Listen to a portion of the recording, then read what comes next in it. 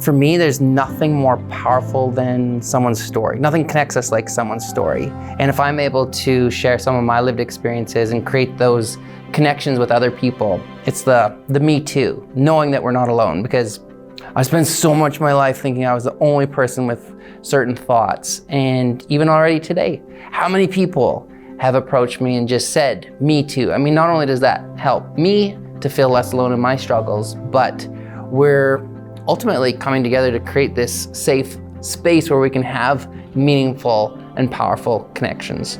I know what it feels like to have lost my voice, and I know what it feels like to have found it. I'm very passionate about empowering people to find their voice, because in my experience, when we are able to find our voice, we are able to find our power.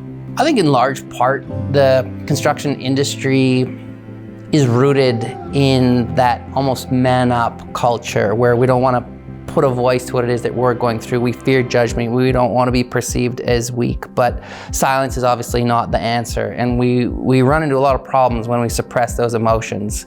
So my hope, and what I've already seen from today and moving forward, is that people can put a voice to what it is that they're going through. And even suicide. I mean, in the construction industry, high rates of suicide, dominated by men. Men have a suicide rate that is 3 to 4 times greater than women. Everything starts with voice, in my opinion, everything. So the more that we can have these conversations in the safe spaces, I think the more that we're moving the right way.